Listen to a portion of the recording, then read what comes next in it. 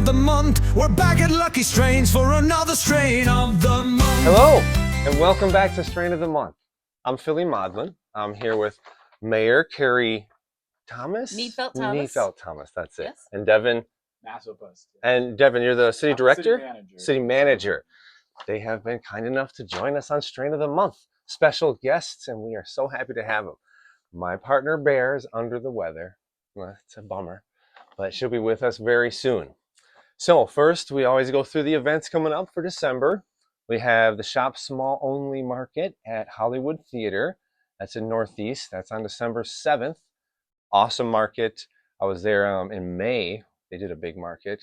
Super fun, like I think 40, maybe 30 different crafters, you know.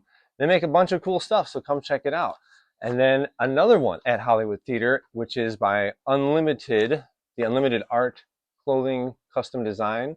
And it'll be a totally different vibe with a lot of street art and street like custom wear, different makers as well. That's on December 21st. Both of them are Sundays. They're great markets. Hollywood Theater in Northeast. Check it out. All right, so we're going to get right into our special guests. Usually we have an average toker guest on, but we have a special guest today. We're happy to have you. We'll jump right into it. Let's go. What was it like balancing all the different voices in the community, the excitement, the curiosity, maybe even a little hesitation, while shaping the new policies in New Brighton for cannabis?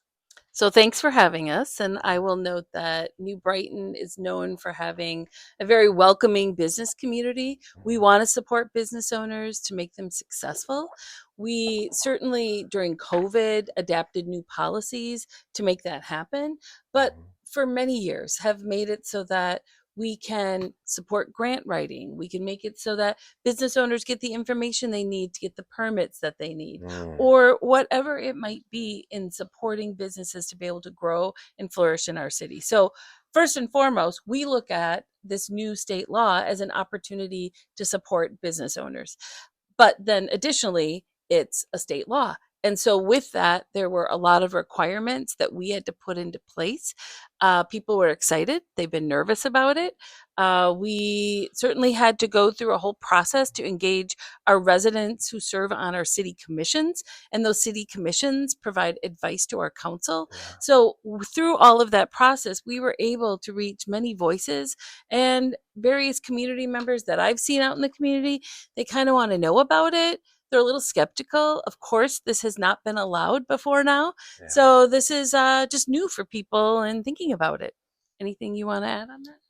I would just add, and you mentioned the word hesitation, because even as staff and then, in speaking with the elected officials, as Mayor mentioned, it's been decades where this has been illegal. And so we had to kind of quickly make a mindset shift that, wow, this is a legal thing. The state is allowing it just as they do drinking beer, any of those other kind of imbibing products. This is just should be treated the same. So, but it did take a real mental shift for us on staff to kind of come around to that we weren't quite used to. But I think at the end of the day, we did it in a sort of balanced and thoughtful way, obviously, while trying to incorporate, as the mayor mentioned, a bunch of different voices in the community as we crafted the policy around it. But so there was that hesitation, as you mentioned, but we had a lot of excitement too. Just as the mayor mentioned, this is a business development opportunity for the community. And it's good to have good partners in doing that, like yourselves at Lucky Strains.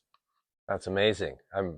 It makes me happy to hear about how much thought went into it, how much community involvement went into it, because let's face it, it has been a part of the community, even all these decades that it has been sort of shunned. I mean, it has been. So what do we have? What other ones? Good one. We'll go back to the top here. Mayor, what made New Brighton decide to be proactive and create its own cannabis ordinance and zoning rules? Well, we were honored that Lucky Strains had been operating a business here already in our community. And so when we were looking at what we wanted this policy or ordinance to look like, we were able to use Lucky Strains as a test case along the way to say, all right, if we did this, what would it mean for a business like Lucky Strains? And your team came in and spoke to our city council. We appreciated that in hearing from you. We were able, for example, in thinking about what would this policy look like, we, by state law, are required to have 2 businesses in our city based on our population. And we're honored that you are one of the first ones in the state to have been selected to receive this licensure. And then additionally, so our ordinance in setting it up was, okay, if a business is to operate in this area of town, do we have the right zoning in place? Do we have the right rules set up to be able to support that business operating and making it so, is it a retail operation? What other kinds of decisions do we need to make? And there was some draft language that we used that the state had provided that helped to guide some of it. But we also had to look at decisions around usage in public. 40% of New Brighton residents are renters. And we always take that into consideration when determining what our policies or ordinance should look like. And for usage of cannabis, we made a decision that we wanted it to reflect that of anything that is so if you're going to be smoking, it would look like our policy connected to smoking. If you are imbibing, for example, a drink or any kind of a gummy, it would reflect what it would look like if you were doing that in our parks.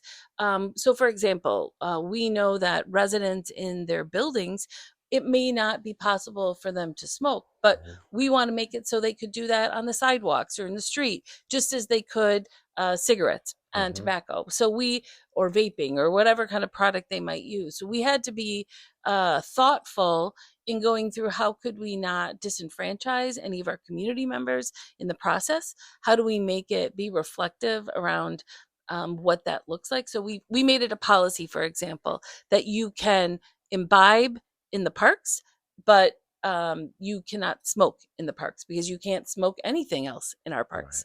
Anything you want to add on that? No, I don't think so. I think, if you were to ask, like, did New Brighton do something a little bit more unique than other cities, I would point to that. As the mayor mentions, there was a quick kind of reaction to the new law by municipalities. Rightfully so. When new laws come out, we usually react to them in some certain way. And a lot of cities put in place ordinances around the public use of cannabis. And an ordinance, for the non-local government gurus, is something that is enforceable with real legal consequences to an infraction of the ordinance. And what we said is like, hey, we already have a way we treat tobacco, which we thought was sort of similar, very similar to cannabis, in that there's that sort of externality, that being the smoke from it. So why wouldn't we just treat it the same as tobacco? And in the tobacco part of our, it's not even in code. We have a policy saying you can't smoke in our parks, but we don't give you a ticket if you are smoking in our parks. We just ask you to please move along, and that's how we decided to treat cannabis. Via policy. And I think that was a lot different than what other communities did. And then I would just reiterate what the mayor said around our multifamily residents. Cannabis became legal, but in a certain way, it didn't become legal to smoke for folks living in apartments because the state said you are not allowed to do it in apartment buildings for a certain time frame, and then owners can decide. I imagine most owners, like with tobacco, will say no smoking in your units. And then, so if we had done an ordinance similar to many other communities, you can't smoke in your car, you can't smoke in a parking lot, you can't smoke in the park, you can't smoke on the sidewalk, you can't smoke where you live.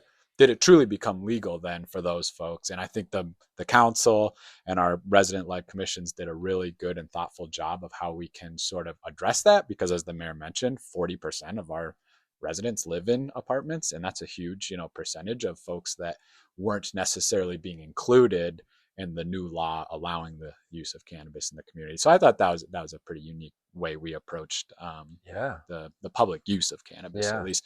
And I would say back when we did that, was like a year ago or so. I mean, it seemed like a long time ago we did that. And up until today, we've had no issues, really. I mean, so I think it's a testament to the thoughtful approach that we used, yielding good results for the residents in our community. Yeah, it makes me really happy to hear. I mean,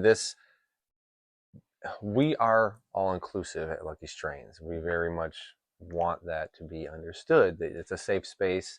So to hear you taking account, the residents that are renters, that are very likely could be, temporary even, and not stay here a long time, but wanting them to be able to, have a space to indulge in this medicine, and not criminalizing it in a park space, to where it is code, it is policy, like you're talking about, ordinance, but it is move along. It isn't, here's a ticket that you are fined. Yeah, and there was conversation around that. I'm sure, and I've seen it different what around we different came. cities. Some say you can smoke in the park, but it cannot be so close to a playground. But that's really hard to enforce. Really hard. Yeah, so that's why we just did policy: don't smoke in our parks. Mm-hmm. And then, okay, if we do, and I can't, we haven't had it happen yet, and I hope we never do. But if someone does get a little combative around that, well, then they're breaking other laws, and we can then enforce those laws. Sure. Right. Yeah. But just strictly smoking cannabis, that's a policy decision. And I would add, I think the mayor mentioned this, but you are allowed to use the drinks or the edibles in our parks. Yeah. Right? Yeah. She said that, and that is a great thing. And most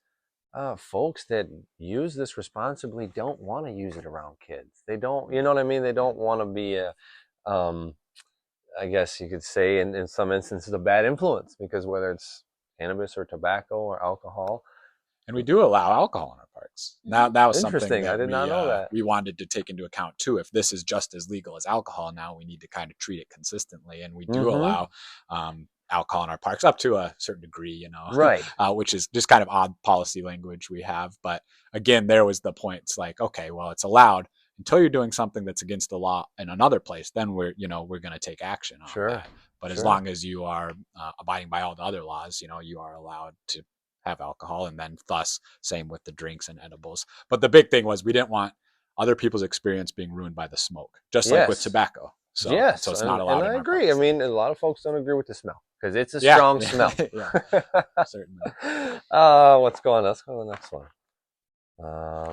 Was there anything that surprised you during the process of putting together the city's cannabis plan? Maybe I can take this one first. So, and you will have much more, I think, feelings around this than me, frankly. But and I would just say it wasn't too big of a surprise. And I love my state officials and all that. But we knew the rollout was going to have its bumps because anytime the state changes a law, such as this one, and we're dealing with this in other areas too with state law changes, it's such a big animal to try to actually get right. And so I don't think we were too surprised, but we did have to, I can't tell you how many meetings I was in around this law change and how many times people just didn't know the answer to questions we as local government officials had around how is this going to work and what do we need to do to be ready for it, because the law came quickly and I don't know if they had all the right information at the time. Looking now today, it's fine on our end of things. I know kind of on the operator side of things, it's been a little bit more rough, but that was something we definitely had to muddle our way through, which was how this was actually going to work practically. But by the end, the Office of Cannabis Management had given us the kind of rules and the regulations and the guidance, frankly, that we needed to set these ordinances up correctly. And I think we did at the end of the day, but the rollout was a little bumpy. And I know you're experiencing that in a different sort of way. I'm sure the surprise for the cities that it happened and that there wasn't any guidance in the beginning, because we talked to lots of city officials early on, trying to get a feel for what city we would be best in. And there was a lot of I don't knows, a lot of where, they're stopping it for a year and they don't want anything there. So we were thrilled when we got here, and New Brighton is like, well, right now we're following what the state guidance is. And that was just right for us. How does it feel knowing New Brighton is home to one of the first licensed dispensaries in the Twin Cities and in the history of Minnesota? Well, we're excited. Obviously, we like being on the front edge of anything, frankly. But I think your business adds kind of a neat component to the overall economic context of New Brighton, because we have these local businesses that contribute to the community and the kind of vitality of the community. Just down the road, we have Northern Soda Company, right, which is kind of Yeah. a small, well, I see it everywhere now, but right, Yeah. like that kind of interesting sort of product that's being sold in the craft soda. And I think you all can kind of fit right in there with that. So we were excited. And I think what, at least from my perspective, Mayor, was so exciting about it is that you all did it the right way. And you continue to do it the right way, the way you operate very transparently with a community-based focus. I mean, I know you do so much kind of fundraising and donations, but the way that you went through the process to get your license made it feel very kind of validated that you got the license that you deserved because of the way you followed the rules and the laws and were above board on everything. Not saying anyone else isn't, but you did it the right way. And then I hope you feel, because we feel, that you were rewarded with one of the first licenses in the state. Thank you for saying that. It definitely has paid off. My wife is a big driving force of that, compliance and things. We made the agreement that we're going to normalize this and we're going to do it the right way so people can see that it is okay, I would add also that your team has also been really committed to educating people about the product. It's not just that you're selling something and this is your business and you're going to make some money off of it. You truly do see this as a calling. It's a passion that you have. And you have been able to bring that forward in a way that people see your earnestness. I know our public safety team has been so appreciative of the partnership with you, because there was actually an illegal business that was trying to sell out of this building, and you were able to identify that, partner with them. There have been no problems with your business at all, right? You're demonstrating that this is just like any other retail operation, a healthy partnership with the community. And to that end, I want to just thank your team for your commitment to being a good partner with everyone, because you're right. We see you at our community events. People know that you're here to reach out to them, pull them in, help them understand, and that's part of this. It can't just be someone who wants to come into our city and make money. Your Lucky Strains is not doing that. You're wanting to be one of our community partner businesses, and so we're grateful for that. Thank you. That's welcome. right there, a reward in itself for what we've been trying to do. Yes. Really normalizing it and educating first timers and making them feel comfortable to ask questions about cannabis. Yes. And I mean, that brings us right to, what would you say to residents who are still on the fence or have questions about cannabis coming to the city of New Brighton? Well, residents should certainly come in here and talk with you. Come into the building, see the space, learn about the business. We talked about this a little bit ago, which is before we jumped on this conversation, and that is business owners typically are passionate about selling a specific product or service, but they're not necessarily understanding the complexity of a regulatory environment. And you all have had to weather that complexity, and it's going to keep changing. There have been, as noted, there's been some uncertainty. You've had to be able to move forward. You've been in the newspaper publicly talking about where there are challenges, and grateful for that. So I think that business owners very often don't realize that they don't just get to sell a product, that they actually have to understand the bigger multi-jurisdictional ecosystem that they operate in. So for anyone who's skeptical or anyone who's still trying to figure it out, read those news articles, come in here and talk to you and understand the challenges where some of the big players are trying to put pressure on some of the micro businesses like you, and how the supply chain of being able to access this product is not as simple as you put an order in online and that product is delivered to your door. It doesn't work that way. You have to build a lot of supply chain partners. So I would just say, for anyone who's still trying to figure it out, come check you out, understand the education behind the product itself, but also to understand the ecosystem you're operating in. And then anything you want to add? I would echo all that. Talk to the experts, basically, right? If you have questions about any of the product stuff, but from the city perspective, I would just tell residents that have concerns around it that, as we talked about earlier, we took a really thoughtful approach that balanced public safety and public health, and now the new law, and we used our resident-led commissions in a thoughtful way again. So, and we've had no issues. So I think from point A to now, we've done everything. I wouldn't do anything differently, basically, in terms of addressing the law change from a municipal perspective. As for the product and whatever, though, yeah, you got to come talk to the experts about how that works, because the mayor and I aren't that. Sure. And with what you have done, I will say, being in the community at the farmers market every week, at Stockyard Days for the past few years, Brighton residents are excited for it. They are happy with what you've done to be able to make it, feasible here. And they've been signing up for 6 months, to be on the list to get it. And so, yeah, they're majority of them have given us a welcoming reception. I haven't really had any pushback to where. But it's new, right? And so that can just, anything that's new, you're sometimes skeptical of. Yes. Like, well, what's the deal? How's this work? How's it Right. impacting me, right? Yes. And I think from the municipal perspective, we addressed all that, and then you're doing a good job with your operations and being a good community partner. And this has an unfortunate history behind it, so Yeah. I can understand where skepticism comes in. Yeah. But we are definitely changing that and normalizing it in a better way. I think that's almost all we have on here, right? Oh, let's do the imagine in 5 years. So, in Brighton, 5 years from now, how do you see cannabis fitting into the local culture and economy? Well, I would say 5 years from now. I mean, we can't predict exactly, but there is, per state law, the ability for there to be a second license in the city. I anticipate someone will fill that once some of the uncertainty works itself out. Yeah.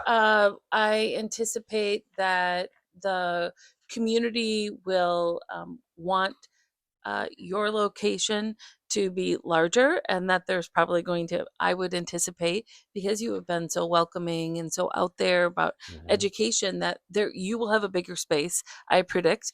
And I also am anticipating that people will be opening their minds to the possibilities of the product, that as you noted, the product can be used medicinally. It's not just for recreational purposes. So people understanding that complexity, I'm hopeful that that education gets out there. I could even anticipate that there would be some sort of community education course. There could be potentially some sort of a way that we help people through our park and rec programming understand, which offers products around the environment. We've done a lot around climate, but I think people understanding that whole supply chain and where your products come from and how they're sourced and kind of how that fits into the ecosystem of agriculture. I could see there can be a lot more educational opportunities for people. And any thoughts you have? Not really. You know better than us how big of an economy is around this product and your business, and so I think in 5 years you could just see that being more robust, not only in Minnesota but New Brighton as well. And I kind of just look back to, when I was coming out of college, the brewery scene was just going crazy, right? You were getting breweries everywhere, and it still is that way. And I imagine we'll see something like that with dispensaries as well, and whatever might come after dispensaries, just being much more woven into the overall economic fabric of the community. Yeah, definitely. And I love your point about educational programs. If I had it my way, I would teach a program at the community center once a month. So we will see how that goes. Well, I think this is about where we're calling it. I'm so happy you both came today. Yeah, thanks for having us on. Thank you for being a part of this. Yeah, thank you all for joining in. We'll see if we have a special strain of the month here with Sarah Bear. All right. Here we are with Bear. Tells you I get her in here for some strain of the month special talk. We have picked Sudzzz. Sudzzz is a strain we actually have in the shop right now. How special is that? You've liked Sudzzz a lot. You want to start? I like Suds because I have anxiety. So normally, Did you turn that on? oh no. Let's start again. Oh, is it green? It's green. It's on. Oh, that means it's on. We'll just keep it in there. Let's roll with it. We're very original. Very so original. Authentic. frog trap falling down. Okay. I like it because I have anxiety. And typically I have to lean towards indica dominant more hybrids, but this one is pretty much a 50-50 hybrid and sativa. Yeah. And I love it because I still get the head high and it doesn't make me sleepy like an indica does, but it is so relaxing. So it really is the perfect marriage of indica and sativa, and I haven't been able to find one that has been this balanced in a long time. So I love it because it's one that I can smoke and it doesn't put me right to sleep. So it's been more fun for me to smoke that in the evening, still do things around the house, but not get the paranoia that sativa can give me. Yeah. So Right. very, And, very lovely. well, like you're saying about doing stuff, even in some of the notes we've seen here from other people saying it's great for mundane tasks. And we found out that it crosses with a strain that you used to really like. Yep, do-si-do. So, yep, Lemon Haze and Do-si-Dos is the cross. Its primary terpene is the limonene, the lemon haze. But I like how, like you said, like you feel like you can get stuff done. It talks about it being, a good sociable strain. It is. So you I feel would calm and think so. comfortable Yeah. talking about stuff, and you can express your creativity, and not feel maybe worried about judgmentalness, all that stuff. What else did they say in here I liked a lot? Great for curbing depression. Like gets you into a moment of peace where you're not in your head, but you're not too focused on the world either, right? So like you're saying, it's about having that balance. It's such a good balanced strain. It really is, because I can smoke that, go home, feed the dogs, take care of things, be relaxed, get out of my head, but then not be terribly sleepy. Yes. So, but I'm relaxed. So it totally takes away the anxiety. Right. So it allows me to be productive and take away the anxiety and get out of my head, where normally at nighttime, my head is running 1,000 miles an hour because I'm nervous about everything that didn't get done today and all the things that have to get done tomorrow. So it just doesn't want to stop. Right. I'm sure some of you can relate. Paranoia is basically anxiety, and it gets us thinking about all this crazy stuff. When I talked to a plant scientist once, he explained it to me in a special way, that there's 5 effects of weed. Sleepy, happy, hungry, protect, and forget. And the protect part is that part that'll make us paranoid. We're at a full awareness of all these things that could go on, and we want to protect ourselves from the bad things that could happen. So yeah, the forget part is what helps with people with PTSD, helps rewire pathways in our brains. But it's very special. So that is Suds. Yep. And that is something I do want to tell people too, that I had to learn, and I have to remind myself of this. When you get anxious about something and you start getting fearful of things, it has been proven that 95% of what we are fearful of never happens. Never ever happens. And then 1% of it that does happen is so much less minor. Right? It is so minor compared to what our brain made us hyped it up to be. And that typically only 1% of the time, the things that we are paranoid about actually come true. When we are having panic attacks make us feel like everything is happening right now. It is real. It is true. So you have to remind yourself that the probability of it actually truly happening the way that it is in your head is very low, a very low percentage. So, and I tell another thing too that I have done is when I lay in bed at nighttime, when I'm going to bed, tell myself when I'm starting to feel anxious that in this moment, everything is perfect. And if there is something that is wrong, if there's nothing I can do about it in this moment, you have to let it go. Because when you do have control to do something over it, then focus on it. I know it's a lot easier said than done, but if you do train yourself to do that every single night and tell yourself in this moment, everything is perfect, it will help, and it will start making your brain think that way at nighttime. So you can kind of let go. So there's an extra tip to help. And so that's Suds. Interesting. I didn't know about Suds until it came. So one more thing before we end. I didn't add in our events. So one more event for December is December 15th at Heel, Minneapolis. They have a cannabis classroom going on, and we are talking about the ups and downs and surviving this industry, surviving the canna coaster. I like love to call that, it. the canna coaster. That is perfect. The big ups and downs. Yeah. So thanks for joining us again. We'll see you soon on Strain of the Month. Thank you. Strain of the month, strain of the month. We're back at Lucky Strains for another strain of the month.